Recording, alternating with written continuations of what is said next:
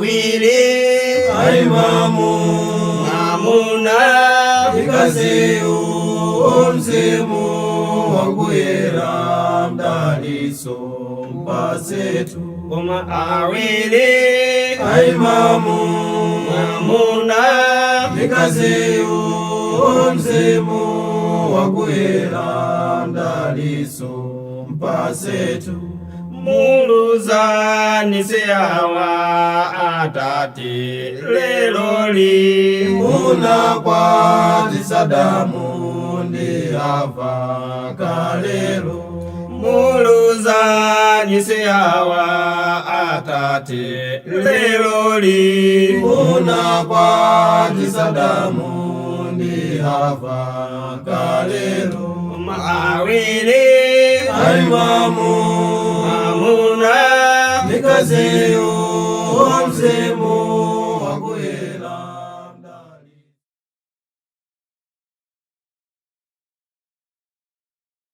Yafikanso nthawi yathu imene tipitirize kuphunzira zokhudza banja. Pa programu ya lero muli ndine m'bale wanu Vinjero Gondwe. Tikumbukire kuti phunziro limeneli ndiyofunikiraso kwambiri kwa ife, yofunikira kwa ife kwa ana athu, yofunikira kwa azathu, yofunikira kwa abale athu. Tudziwa tilipo ena amene timati popeza takhalitsa pa banja ndi timadzanena kuti ine za banja zambiri ndikuzidziwa kale. Inde ziko zotheka muzidziwadi zambiri, komabe phunziro linofunika kuti likhale limodzi kuti muonjezere pa zimene mukuzidziwazo, komanso mukatothandizira ena pa zokhudza banja. Phunziro lathu la lero likhala la namba 4 pamene tinayamba kuphunzira zokhudza banja. Ndipo tsiku la lero tifuna titengepo nthawi pa phunziro lonena kuti kodi ndi zinthu ziti zofunika kutsata pamene munthu ofuna kupeza munthu orumange naye banja.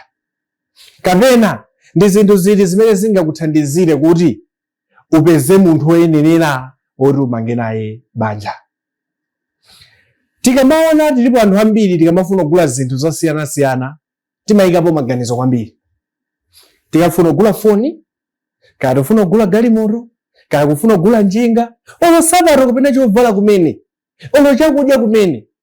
Ambiri timakhala pasi nkuganizira kayi kuti kodi ichi chili ndi ubwino wanji, ichi chili ndi kuyipa kwanji, kodi ndigule chiti. Timakhala tikuyika maganizo pa zinthu zimenezo. Koma nthawi zina anthu timaona ngati kuti banja mwina si chinthu choti tichikireso maganizo pamene tusaka kuti kodi ndikuzokwatirana ndi ndani, pamene tusaka kuti kodi mamuna amene ndikwatirana naye ndorani, kapena pamene ndusaka kuti kodi mkazi amene ndikwatirana naye ndorani. Tikabwerera pamene timaona maphunziro athu ambuyomu pa nkhani ya Adamu ndi Hava. Adamu ndi Hava pamene amafuna kupanga banja anthu aja, zinatengera Mulungu kumuyika mwa Adamu munda, kena kupanga Hava nkubweretsera kwa Adamu. Ndipo pamene paja linakhala banja pamaso pa Mulungu. Kodi zotanthauza kunena kuti ifenso tidikire kupatsidwa mkazi kapena mwamuna? Kodi ifenso tikhale kuti tipatsidwa ngati imene zinachitikira Adamu ndi Hava? Tisayiwale sizingatero. Lero aliyense ayenera kuti asankhe yekha mkazi kapena mwamuna. Chifukwa chake ndi chani? Ndi mmene Mulungu anazikonzera. Sanazikoze kuti ifeyo tikhale ngati imene alili Adamu ndi Hava ayi, koma ife lero tiyenera kuti tisankhe mkazi tokha. Ife popeza Mulungu anatilola kuti tisankhe mkazi kapena mwamuna, ndiye kuti pali zinthu zina zimene zili zofunika kutsata kuti ifeyo tipeze mkazi wabwino. Chifukwa udundulo wopeza mkazi kapena mwamuna uli m'manja mwanga, uli m'manja mwanu. Ndiye kuti ukamanyamuka kuti ukapeze mkazi kapena mwamuna, uyenera kuganizira zinthu ziti. Choyamba chimene lero chiganizira ndi chinthu ichi. Uyenera kudziwa kuti suyenera kukhala pachangu. Ambiri changu timachidziwa. Changu chimabwera chifukwa timakhala ndi maganizo kuti ndachedwa. Mwina ndachedwa ku skulu, ndachedwa ku ntchito. Ndipo changu nthawi zina zimachitika kunena kuti mwina malume upovala trouser, mwina alamba munthu wamuna amajowa maboyena. Mwina malume opisira upezo kuti mbali naso napisire. Ndi malume mwina utenge china chake wayiwala. Zimachitika chifukwa changu, koma umakazindikira nthawi zanji. Umakazindikira mwe Afrika kuma uzo sinapisire bwino. Apato sinapangira. Ndawala ku nyumba chakuti chakuti. Chifukwa changu. Nthawi zinazo zimachitika anthu akakhala pa banja, akakamena akamafuna banja, amaziona kuti nthawi yathera. Ndi amafuna kupanga zinthu sichamwa changu. koma pali chiopsezo chachikulu kwambiri ngati munthu apanga zinthu mwachangu. Chiopsezo chimabwera bwanji? Nthawi zina umayiwala zinthu zina zimene zizofunikira chifukwa chili chachangu chicha. Tilindoneni pa buku la 1 Korinto chapter chake cha 7 pa verse yake ya 32 ndi verse yake ya 33. Paulo pamene amakamba za banja anayankhula mawawa. Tilindoneni pa buku limeneli pa verse yake ya 32 ndi verse yake ya 32. Koma ndifuna kuti mukhale osalabadira, iye amene wosakwatira alabadira zinthu za Ambuye kuti akondweretse Ambuye, koma iye wokwatira alabadira zinthu za dziko lapansi kuti akondweretse mkazi wake. Paulo amalembera mpingo wa ku Korinto kuwauza pa zokhuza banja. Ndamauza chithuzo chonena kuti munthu ukakhala wakwatira umalabadira za mkazi wako kapena za mwamuna wako, koma munthu amene sanakwatire amalabadira za Ambuye. Makamaka mungamadutsa mu nyengo yovuta. Ndakunena kuti ifeyo sitiyenera kukhala pachangu, chifukwa kukhala pachangu izo ziwala. Uziwala bwanji? Tinaonapo nthawi zina anthu ena chifukwa changu amakapezeka kuti sakuganizira kuti ndikakwatira ku banjako ndiyenera kuti ndikapange zinthu morani, ndiyenera kuti ndikakhale morani, ndiyenera kuti zinthu zanga ndikaziyendetse morani. Ndipo Paulo akunena kuti mwene muchidziwe ichi chifukwa ichi chidzakupezani ndithu. Munthu ukakwatira umayamba ulabadira za munthu amene wakwatirana naye kapena amene wakwatiwa naye. Ndakunena kuti changu si chinthu choyenera pa nkhani yofuna kupeza munthu okwatirana naye. Usapafire kunena kuti zoneka kuti nthawi yandithera. Ukaganiza choncho zidzakupangitsa kuti upange chiganizo koma molakwika. Zidzakupangitsa kuti uyiwale zinthu zina zimene zinena pa Paulo zimene zili zofunikira pa banja lako. Chinthu chachiwiri chimene Paulo kapena chimene chili chofunikira ukafuna kusankha bwenzi kapena munthu okwatirana naye ndichonena kuti udziwe chimene ukufuna. Fundo iyi timayona pa buku la Machitidwe chapter 1 verse 15 mpaka verse 26. Ambiri timadziwa bwino nkhani ya Judas Iscariot. Judas Iscariot anali mmodzi mwa ophunzira a Yesu 12, koma inafika nthawi yake anakonda ndalama anamugulitsa Yesu. Atamugulitsa Yesu, Judas Iscariot chimene chinachitika ndi chani? Anakatenga ndalama zija ukabweza kuja zinakanika, koma anaganiza zokadzipha. Ndipo atadzipha pa atumwi aja amene alipo 12 anakhala no 11. Ndanakhala 11 pa Machitidwe chapter 1 verse 15 mpaka 26.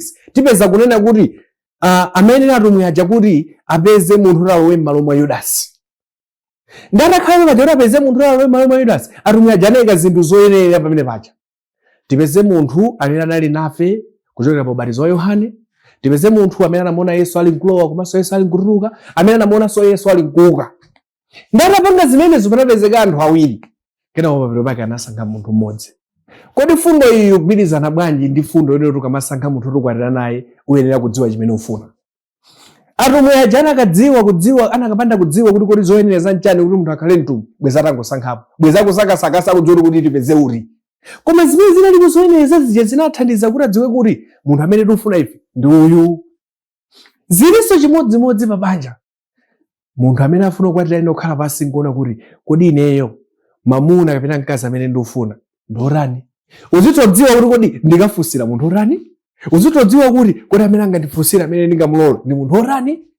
Chifukwa ngati sudziwa zidzakupangitsa kunena kuti iweyo ukhale onena kuti ukusaka koma sukudziwa chimene ukuyenera kupeza. Ndiye chinthu chachiwiri chimene chofunika kwambiri. Ukakhala mkhristu uyenera kuzindikira kunena kuti uli ndi udindo onena kuti ukafuna munthu okwatirana naye akhale mkhristu zako. Chifukwa chake ndi chani? Machenjezo anaperekedwa osiyanasiyana m'buku lopatulika. Tiyambe kuona pa buku la 2 Korinto chapter 6 verse 14. Paulo polembera Khristu wa Korinto samalembera za banja koma amalembera fundo imene ili yofunikira pa nkhani ya banja. Pa verse 14 ananena kunena kuti musakhale omangidwa ngoli ndi osakhulupirira. Verse ikupitirira. Koma choyambira chimene ananena kuti musakhale omangika ngoli ndiwo osakhulupirira.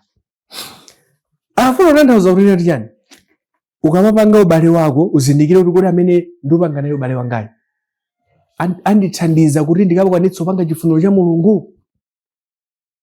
Ndiyani pamene usankha munthu udziwe kunena kuti uli ndi udindo osankha munthu amene ali osasiyana ndiwe chikhulupiriro. Ndiyani iwe ngati uli mkhristu uyenera kudziwa kuti munthu amene ndikukwatira naye ndi mkhristu nzanga. Chifukwa chake ndi chani? Adzandithandiza ine kuti ndikapeze moyo osatha. Taonapo anthu ambiri amene banja lasokoneza, asali pa banja anali akhristu abwino. Kumatango kwati banja lioneka ngati loyipa, lasokoneza, lalepheretsa kupemphera, lalepheretsa kuchita chifuniro cha Mulungu. Pali kuopsa ngati walowa mu goli ndi munthu olakwika.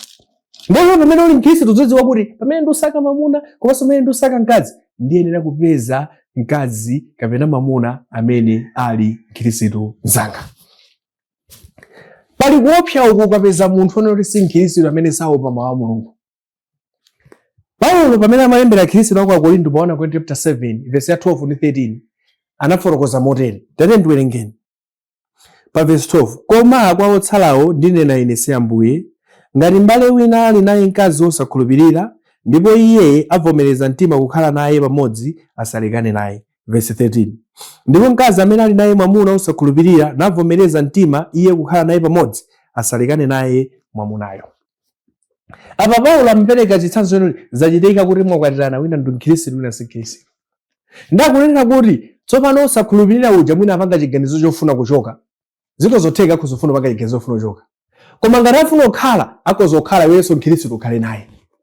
Pali fundo yayikulu imene Paulo anayankhula ngakhale apa sanayankhule. Afuna roza kunena kuti chani. Ukakwatirana ndi munthu amene sali mkhristu, pali kuthekera kuti akozofuna kuchoka nthawi iliyonse. Koma kuti ngati afuna kukhala, akuti iwenso ukhale naye. Ndeti muona condition jamene ukhalira. Ndeti iye ujakuzopanga chiganizo chikuti ine basi lero ndupita kwathu ine banja landivuta. Chifukwa chani? Basi pano amene zokhalira inu muli ndalama zochepa mwasauka. Ndeti wapeza chifukwa pamene pasali chifukwa pamaso pa Mulungu. Ndekuti munthu ukakwatirana ndi munthu amene muli osemphana chikhulupiriro, pali danger chifukwa zako uja saopa lamulo la Mulungu, sadziwa lamulo la Mulungu, tsiku linalilonse akozongoganiza zonyamuka. Ndipo akozonyamuka ukusiya iwe uragwira ndazira kuisa mauri uragwira manja kunkhogo. Chifukwa kenja unapanga mistake yokwatirana ndi munthu amene lamulo la Mulungu salidziwa. Ndiye chinthu chofunika kuti ukamafuna kukwatira kapena kukwatiwa udziwe kuti ndusaka munthu otani. Ngati uli mkhristu sakaso munthu amene ali mkhristu zako. Pamene uganizira munthu amene umfuna musaka, wina uganizira kuti ndifuna mamuna otani mkazi otani. Anthu timakonda zinthu zosiyana. Ena amakonda anthu apfupi, ena atali, ena oyera, ena akuda.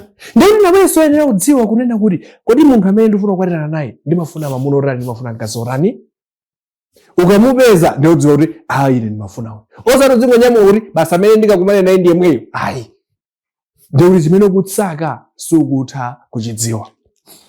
Munthu wina amene Baibulo limamudziwa anali wanzeru kwambiri, Solomoni.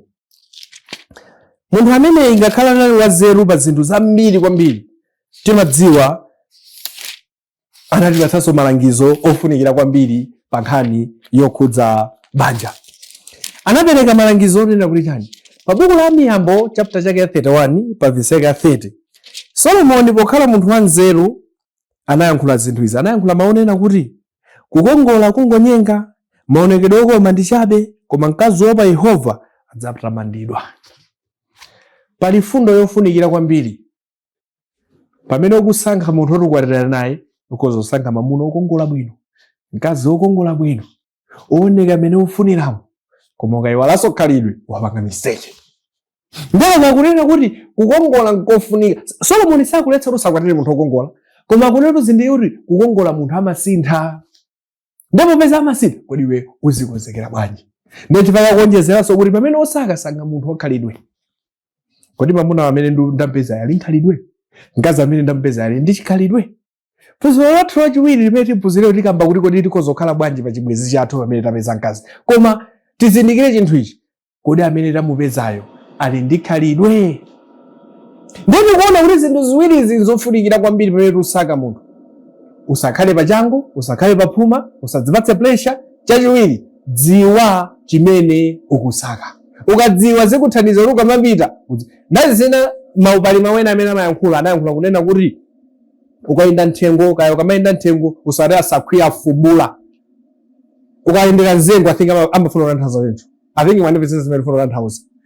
Koma chimene ufuna ndi chonoti ukakhala mcholinga chimene unenacho kayendere chimenecho usati kuti asakhwiya fubula basusiye izu yambo londolize. Ukamasaka mkazi kapena mamuna udzidziwa amene ufuna chifukwa ukakumana nduyu ngati alibe zimene afuna uzidzoti uyu soyenera amene ndifuna, uyu soyenera amene ndifuna, koma uyu ndamene ndutani ndikufuna. Ndi zinthu ziwiri zimenezo ndi zofunikira kwambiri. Taona in general pamene usaka, koma notibwereno mbali imodzi mwina pamene usaka mamuna, kuti kodi mamuna amene usaka ayenera kukhala otani. Taona in general zimene unazipanga consider, koma tsopano notibwere pa mamuna. Mwina iwe ndiwe mkazi usaka mamuna kuti ukwatira naye, ndipo usaka kuti banja lanu lidzakhale mpaka lakale, kodi iweyo usake mamuna otani.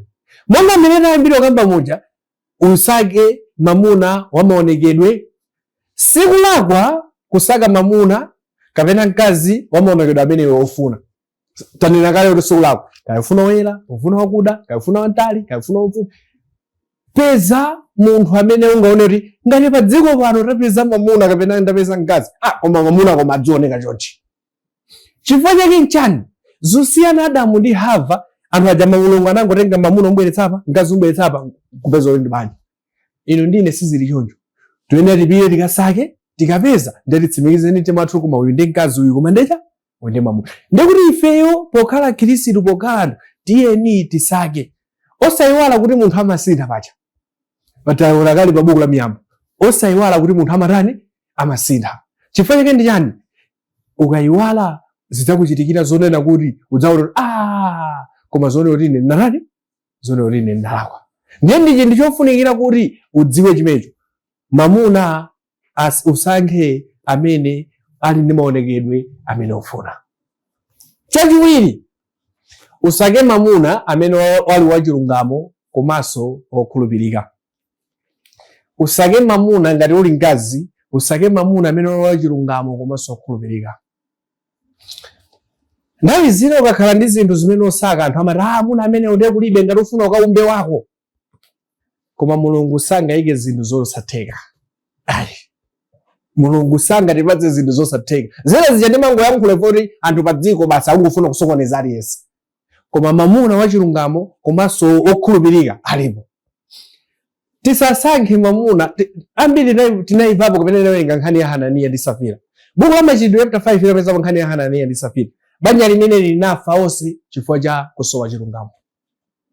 Ukhoza kukhala mkazi ngati wapeza mamuna amene asali chilungamo, asali wachilungamo, udziwe kuti adzakusokonezanso nawe, adzakupangitsanso kuti nawe ukhale opanda chilungamo. Ndi chilungamo chofunika. Alipo amuna ena amene amangokhala onama basi nthawi zonse. Chinanso chimene anganene ndi bodza basi. Ndipo udziganiza kuti ngati pano patangokumana naye tili pachibwezi akungondinamiza nanga tikakwatirana bodza lake dzakhala mtundu wanji. Ndipo pamene ukusaka mamuna uja udziwe kuti kodi mamuna uyu ngwachilungamo. Ngati chilungamo palibe, vomekezano kuti usi mamuna amene ndikakhale naye mpaka kale. Ndi chinthu chachiwiri chimene chofunika, tisake mamuna amene ali wachilungamo komanso okhulupirika. Chinthu chachitatu, odziwa udindo wake. Pa 1 Timoteyo chapter 5 verse 8, ndi udindo wa mamuna, ndi udindo wa banja kusamalira kapena kupereka zoyenerera pa banja pake. Ndiye kuti tizindikire kunena kuti ifeyo pokhala anthu tiyenera kuzikumbukira chinthu chimenechi. Kodi mamuna ameneyi ndi upanga naye chibwezi akudziwa udindo wake? Mamuna amene ndi upanga naye chibwezi akudziwa udindo wake? Banja randu mukakwatirana sikuti mmakakhala pansi kukambirana kunena kuti kodi banja lino litsopano akhale mtsogoleri ndani? Ayi. Tayendere pa buku la Efeso chapter 5 verse yake ya 23. Pakuti mamuna ndiye mutu wa mkazi, monganso Khristu ndiye mutu wa ekleziya, ali yekha mpulumutsi wa thupilo. Mamuna ndi mutu wa mkazi, ndipo akuti ali yekha mpulumutsi wa thupilo. Ndiye tikuona kuti mamuna amene afuna kukwatirana adziwe kuti pamene takwatirana ndi mamuna amene akudziwa udindo wake, akudziwa kuti pamene takwatirana pano adzidzayenera kuziyendetsa bwanji zinthu. Chifukwa anthu simungamakwatirana kena kumakhala pansi mambo kambirana lero kodi banja lino mutu akhala ndani? Mkazi atakwatirana ndi mamuna amene afunsafunso limene longodziwa kuti wapanga mistake. Chifukwa mamuna ameneyo ndiye kuti sakudziwa udindo wake. Ndiye kuti mwene odziwa pamene ndipanga naye chibwezi amaziyendetsa bwanji zinthu zake. Pali anthu ena amene moyo wawo wokha uli disorganized. Payekha ali payekha. Ndodziganizira kuti tikakakha akazilongosola bwanji ngati ali payekha alephera kulongosola moyo wake. Ndoti tipeze mamuna amene ali odziwa udindo wake. Panali mamuna wina amene anatipatsa chitsanzo chabwino, buku la Yoshua chapter 24 verse yake 15, amene ali Yoshua. Yoshua anandipatsa chitsanzo chimene mamuna ena aliyense amene anditha aphunzirepo. Pa verse yake ya 15 Yoshua chapter 24 akunena kuti, ndipo ngati kutumikira Yehova kukuyipirani, mudzisankhireyo amene mudzamtumikira, kapena milungu imene anayitumikira makolo anu okhala tsidya lija la mtsinje, kapena milungu ya Amoni amene mukhala m'dziko lawo. Koma ine ndi a nyumba yanga tidzatumikira Yehova. Tangoganiza iweyo mlongo, tangoganiza iweyo mtsikana utapeza mamuna oyankhula chotere. Kuti sizutengera kuti aliyense ati chani, koma naye ine ndi banja langa, ine ndi mkazi wanga ndi ana anga, ngati tili ndi ana tidzatumikira Yehova. Utapeza mamuna wachoncho ukuyokha wasankha mamuna wabwino. Yoshua anapanga chiganizo pa banja pake kuti ine ndipo banja panga tidzatsatira njira iyi. Tiyeni tipeze mamuna odziwa udindo wake. Titembenukire kwa mkazi. Banja limakhala la anthu awiri, limakhala la mamuna ndi mkazi. Kodi nayenso mkazi amene tusaka akhale otani? Choyamba monga sumezi nayezo kwa mamuna, tipeze mkazi wooneka bwino amene ife timafuna kumtima kwathu. Tisakwatire ife yoti ariwapezeka ndi uyu popeza basi yemwe. Pamawa uyamba kudandaula kuti unalakwitsa. Kwatirana ndi mkazi amene iwe mumtima mwakomo ukaona mati ngati pa dziko lapansi pano pali mkazi wokoneka bwino wokongola ndendoti ndi amene. Icho ndi chofunikiranso kwambiri pa moyo wa munthu wina aliyense amene aganizira za banja. Chinthu chachiwiri, usankhe mkazi ofuna kumanga banja. Fundo yutatu ive mwina munthu wako zomati koma aphunzitsiwanso moti pangakhale mkazi osafuna kumanga banja. Alipo koma asakhale wako. Chifukwa akakhala wako udzazindikira litapasuka lakolo. Ndi Baibulo linatipatsa ndithu kunena kuti ndi chinthu chofunikira kuti pamene tusaka mkazi tisake mkazi amene ali ndi chidwi chofuna kumanga banja lake. Tikaona buku la Miyambo chapter chake cha 14 pa verse yake ya 1, Solomoni yemwe uja anayankhula maonera kuti mkazi yense wanzeru amanga banja lake, koma opusa alipasula ndi manja ake. Kaya mwaiva verse imeneyo? Mkazi wanzeru amafuna kumanga banja lake, koma opusa akuti amapasula bwa atamapasula so manja ake. Ndiyoti pali kuthekera kuti pamene osaka mkazi udziwe kuti mkazi amene ndiofunayo ndotako zomanga banja akapenayi. Munamvapo kuti pali akazi ena amene oti ndi zodiac? Ngati simunamvepo mudzamva tsiku lina. Ngati simunaonepo mupemphere kuti musadzaonenso mwina mmoyo mwanu ali ano. Pali akazi ena amene banja amapasula ndi manja awo. Zochitika zawo, khalidwe lawo. Ndakunena kuti ukamafuna kupeza mkazi, peza mkazi amene afuna urani kumanga. Ndawi zina timapatsa advice anthu kuti ukafuna kukwatirana ndi mkazi kapena mamuna wina aliyense udziyamba wayang'ananso akwawo. Kodi akwawoku pala amene ali pabanja ndio kapeza kuti kwawo mwina kuli ana 4. Kumwezi tonse wanakwatiwapo linatha wa 5 ndi amene ufuna kukwatira iweyo. Ndio dzifuzefuzo ololera kuti ngati 4 walinatha ndi ufuna kukwatira wa 5. Kumene kubanja likayenda ndithu kapena silikayenda. Ndio ene kuti udziziganizira zinthu zimene zokuti kodi amene ndifuna kukwatira naye zizakhala morani, zizakhala zoyenerera. Kodi ndi zoyenerera kuti ndikwatirane ndi munthu ameneyi? Ndi chinthu chofunikira kwambiri kwa ifeyo. Tiziganizire, tichione, tichidziwe. Mkazi amene ndifuna kukwatira naye adzamanga banja. Chinthu chachitatu, kodi mkazi amene ndifuna kukwatira naye akudziwa kapena adziona mamuna wake ngati mutu wa banja? Pa Efeso chapter 5 verse 22 ananena chimodzimodzi, mamuna ndi mutu wa banja. Ndeti mkazi amene ufuna kukwatira naye udziziona kuti mkazi amene ufuna kukwatira naye akudziwa udindo umenewo. Akudziwa kuti ndikakwatirana ndiye lopereka ulemu kwa mamuna wanga. Tudziwa tukhala mu dziko limene muli ufulu wosiyanasiyana. Mkazi nayenso ali ndi ufulu ngati mamuna eja. Pali zinthu zambiri zimene mkazi akhoza kugwira ntchito ngati mwamuna, koma tikalowa pa banja ufulu umene utusiye kunja kwa chitseko. Tikamalowa adziwe kuti ndi banja. Ukhoza kukwatira ndi mkazi amene mwina ndi nduna, mwina ndi mkazi amene ali ndi udindo wabwino, mkazi amene amagwira ntchito yabwino, oti ndi bwana, koma bwanawo dzithera pa khomo mwapita kuti. Koma mkazi amene akulowa nyumba kumati nanenso ndine bwana muno, udziwe kuti oti mkazi ameneyo banja silikhala. Ndi mkazi wabwino amakhala odziwa udindo wake kuti tikalowa nyumba umu mwamuna wanga ndiye mutu, ine sine mutu mmene mwayi. Koma alipo akazi ena amene amafuna kuziwerenganso zimenezo ngati kuti iwowo ndi mutu wa banja limenelo. Ndi chinthu chofunikira kuti tidziwe chinthu chimenecho. Chinthu cha namba 4 chimene chofunikiranso mwa mkazi pamene tikufuna osaka, tisake unena kuti mkazi osarama mankhwala. Tikakamba za mankhwala sitikamba pana adoro pano, tikakamba za mankhwala sitikamba za bofeni pano, koma tikukamba alipo anthu ena amene amakhulupirira mankhwala ena onena kuti mamuna mwina azindikonda, mamuna kuti azindimvera, ndi tipatse mankhwala amenewo. Ngati mkazi amene ufuna kukwatira naye ali ndi kakhalidwe kameneko, kapena kumene achokera kuli kambiri kameneko, kapena amapanga zimenezo, chofunika ndi chani wewe mamuna ukamupeza mkazi wayo? Thawa, musiye, chifukwa ameneyo siwoyenera kumanga naye banja. Buku la Miyambo chapter 31, Solomoni anatipatsanso malangizo ofunika. 31 pa verse yake 30 ananena kuti kukongola kungonyenga, maonekedwe okoma ndi achabe, koma mkazi woopa Yehova adzatamandidwa.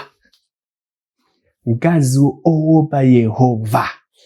Alipo ena saopa Yehova, alipo ena amadalira mankhwala, alipo ena amaona ngati kunena kuti Mulungu ali pa namba 2, mankhwala awo ndi ali pa namba 1. Munthu ukamasaka mkazi usasake mkazi odalira mankhwala. Ndikuti taona kunena kuti pali zinthu zambiri zimene tiyenera kuzipanga kusida, tiyenera kuzidziwa, tiyenera kuzitsata pamene tikufuna kukhala ndi banja labwino. Taona zoyenera kusaka mwa mwamuna, taona zoyenera kusaka mwa mkazi. Timalizeni ndi vesi limene Solomoni analemba pa buku la Miyambo chapter 31 pa vesi yake ya 28. Ananena kuti ana ake adzanyamuka nadzamurama nadzamutcha wodala. Mwamuna wake nantama nati ana akazi ambiri anachita mwangwiro, koma iwe uposa onse. Miyambo 31 verse 28 and 29 kunena kuti mkazi akakhala wabwino olo mwamuna wake adzamurama. Mkazi akakhala wabwino olo ana ake adzamurama. Mwina ziko zotheka alipo mabanja ena amene anatu sangatuze kuti koma mayi ndinu mayi oyipa, kapena inu bambo ndinu bambo oyipa. Mwina sanganene, koma ana amadziwa kuti koma mayi angaja si mayi wabwino, koma bambo angaja si bambo wabwino. Koma Solomoni wanena kuti mkazi akakhala wabwino ana ake amamurama, mwamuna wake kumene akuyenda koso amarama kuti koma ndili ndi mkazi uyu. Ili ndi phunziro lofunika kwambiri. Tikatsatira zimenezi zidzatithandiza ife kuti timange banja labwino. Tizindikire chinthu ichi chimene chili chofunika kwambiri. Banja likakhala labwino silimangokhala labwino pa banja pokhapo. Limakhala labwino pa banjapo, limakhala labwino kumudzi kapena dera, limakhala labwino pa kuboma, limakhalanso labwino kumpingo. Banja likakhala loyipa, dera limasokonekera, dziko limasokonekera, mpingo umasokonekera. Ndipo pamene musaka munthu oti mukwatirane naye, mudziwe kuti chiganizo chanu sichidzangokhudza inu nokha. Chiganizo chanu chidzakhudza anthu ambiri. Chidzakhudzanso inu moyo wanu wauzimu, kuti mukapezeke ku moyo osatha kapena ku moyo wa mazunzo mpaka kale. Ndinaona ndi phunziro lathu limene la namba 4 lachinayi kunena kuti kodi ife pamene tikufuna kupeza mkazi kapena pamene tikufuna zathu tikwatirana naye tiyang'ane zinthu ziti. Ndikupita phunziro limene likhala lothandiza kwa inu, likhala lothandiza kwa ana anu, likhala lothandiza pa mpingo panu, likhala lothandiza kuti tipange chiganizo choyenerera. Pa tsiku la lero munali ndine m'bale wanu Vinjero Gombe. Tingopempha Mulungu atithandizire ife amene tikusakasakabe mkazi oti tikwatirana naye, amene tikusakasakabe wamuna oti tikwatirana naye, kuti tsiku lina mudzakwatire, mudzakhale ndi banja labwino ngati langa. Mulungu akhale nanu, akudalitseni, mukhale ndi moyo osatha. abe awiri aimamu mwamuna ikaziyu omzimu wakuyera mdaliso mpasetu koma awiri aimamu mwamuna ikaziyu omzimu wakuyera mdaliso mpasetu muluzanise awa atati leloli muna kwatisa damu ndi ava kalelo muluzanise awa atati leloli muna kwatisa damu ndi ava kalelo koma awiri aimamu